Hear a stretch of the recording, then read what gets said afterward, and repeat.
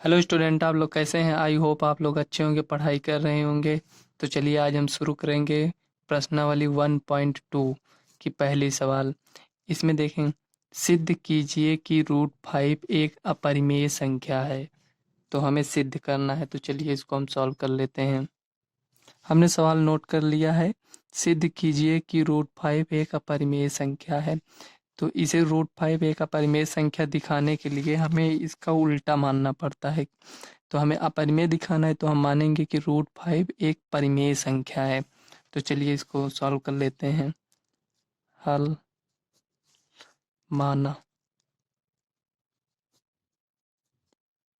माना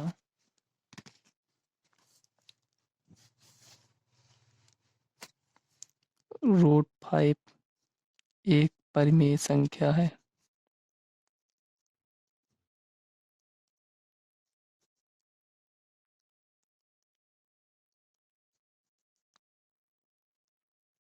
ठीक। जब परिमेय संख्या किसको कहते हैं? परिमेय संख्या जिसे हम p बटे क्यू के रूप में लिख सकते हैं। क्यू नॉट इक्वल जीरो होना चाहिए। अगर क्यू जीरो के बराबर हो जाएगा तो वह अनंत हो जाएगा, इसलिए हम क्यू नॉट इक्वल जीरो लिखते हैं। ठीक, अब यहाँ लिख देंगे रूट 5 बराबर p बटे क्यू, जहाँ q not equal to zero है तथा p और q सहभाज्य संख्याएं हैं।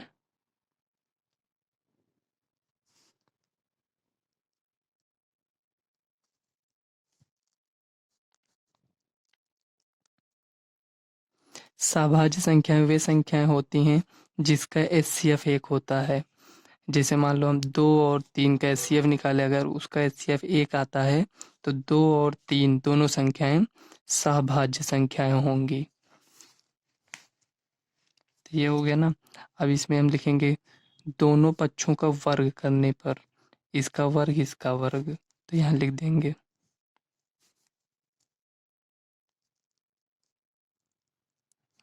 दोनों पक्षों का वर्ग करने पर, का वर्ग करने पर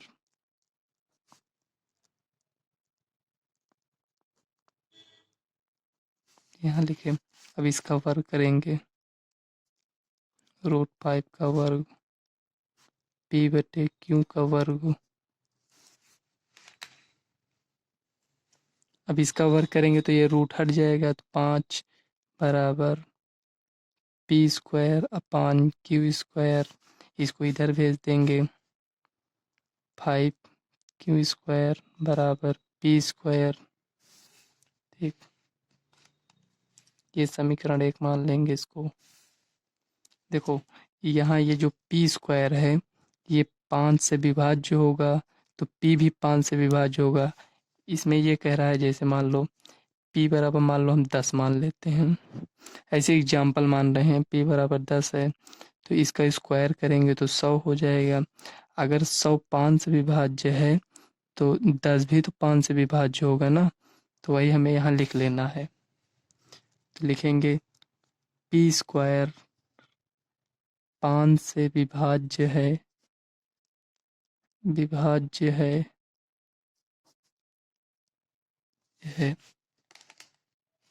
अतः p भी 5 से विभाज्य होगा। विभाज्य होगा,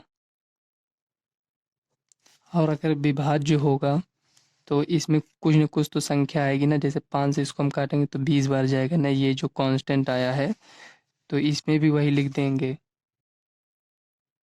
तो जैसे इसमें आया था तो p बराबर, जब इसको विभाजित करेंगे तो मान लो 5c आया। ठीक, तो अब इसका मान जो p बराबर 5c आया, तो इसका ये जो मान आया है 5c, समीकरण 1 में रख देंगे। इसमें p का मान समीकरण 1 में रखने पर में रखने पर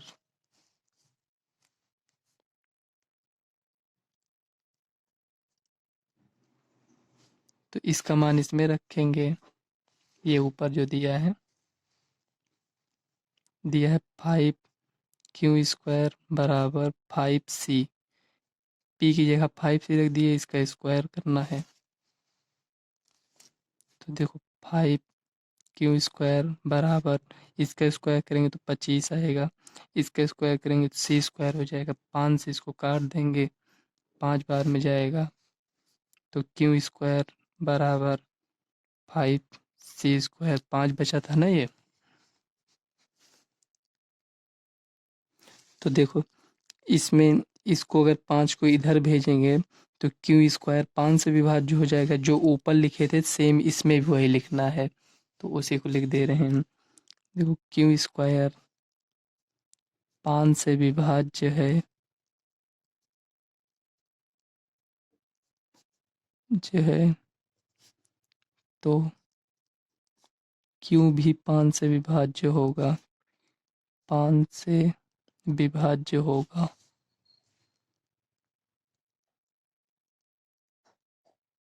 विभाज्य होगा। तो देखो यहाँ क्यू भी 5 से विभाज्य हो रहा है और पी भी 5 से विभाज्य हो रहा है, लेकिन हमने यहाँ क्या माना था शुरू में, देखो यहाँ तथा पी और क्यू सहभाज्य संख्याएं हैं, मतलब इसका उभयनिष्ठ 1 आना चाहिए। एक मतलब संख्या 1 मतलब 1 आना चाहिए, लेकिन इसमें देखो उभयनिष्ठ पी और क्यू का उभयनिष्ठ 5 आ रहा है, क्योंकि क्यू भी 5 से विभाजित है और पी भी 5 से विभाजित है। तो हम यहाँ लिख लेंगे नीचे पी और क्यू का उभयनिष्ठ 5 है, अतः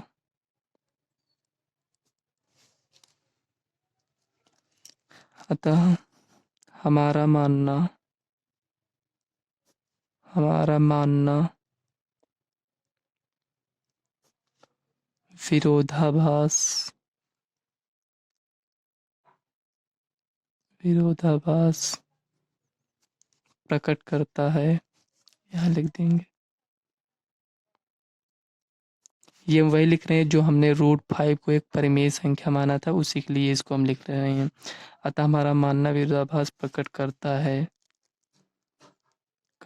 है कि √5 एक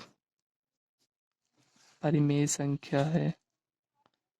विरोधाभास प्रकट करता है कि √5 एक परिमेय संख्या है।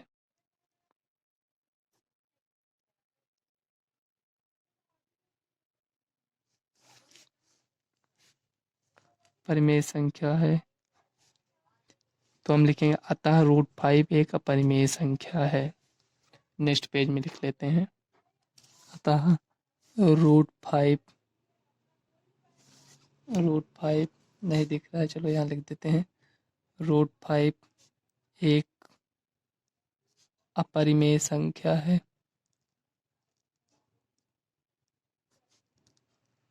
ये संख्या है। प्रूव्ड। ये आपकी सवाल थी, यहाँ तक आपको लिखना है। फ्रेंड्स ये ज़्यादा हार्ड सवाल नहीं होती, इसको आप 1-2 बार लगाएंगे तो खुद ही आपको समझ में आने लगेगा। इसके बाद दूसरी सवाल देख लेते हैं क्या दिया है। दूसरे सवाल में दिया है सिद्ध कीजिए कि 3 + 2√5 एक अपरिमेय संख्या है। तो चलिए इसको भी सॉल्व कर लेते हैं। दूसरी सवाल हमने नोट कर लिया है, सिद्ध कीजिए कि 3 + 2√5 एक अपरिमेय संख्या। इसे भी उसी पहले की तरह ही सॉल्व करेंगे। हल माना, इसमें थोड़ा उससे अलग प्रोसेस है। माना 3 + 2√5 एक परिमेय संख्या है।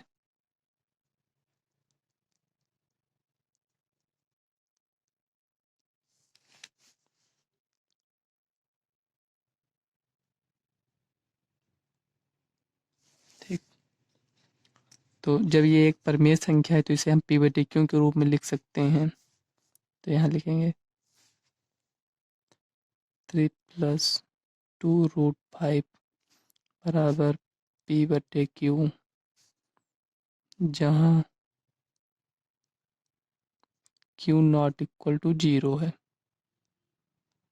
ठीक, अब इसको देखो इधर लेकर आएंगे, ये जो 3 है इसको उधर ले जाएंगे तो 2√5 बराबर p/q -3। अब इसको इधर ले गए, अब ये जो 2 है इधर ले जाएंगे, उस तरफ ले जाएंगे, देखो √5 बराबर, इधर गुणे में इधर जाएगा, भाग में हो जाएगा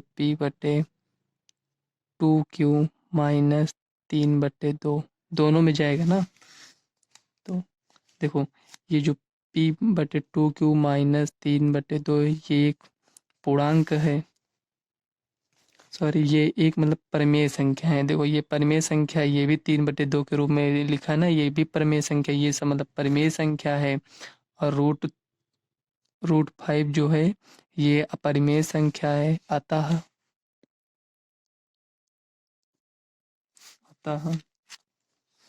यहाँ हम लिखेंगे p/2q -3/2 एक परिमेय संख्या है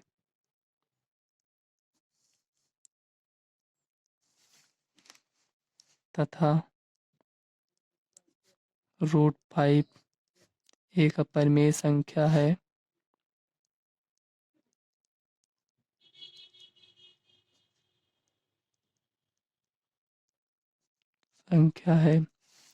तो अतः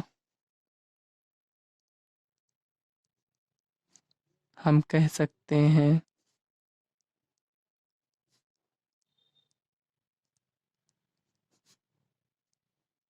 कि एक परिमेय संख्या और अपरिमेय संख्या कभी बराबर नहीं हो सकती। हम कह सकते हैं कि एक परिमेय संख्या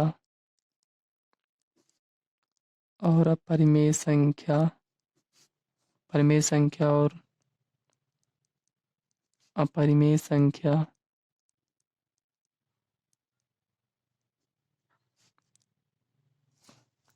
कभी बराबर नहीं हो सकती।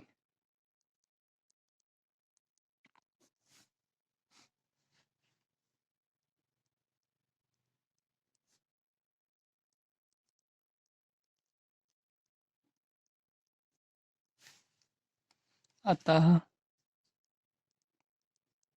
हमारा मानना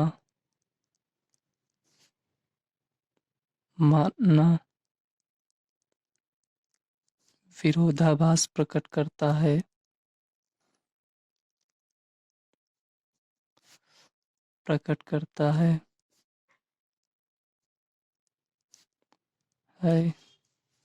कि 3 + 2√5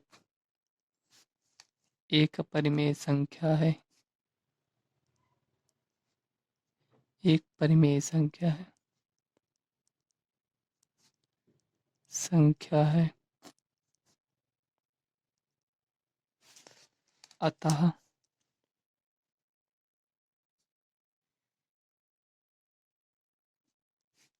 थ्री प्लस 2√5 एक अपरिमेय संख्या है।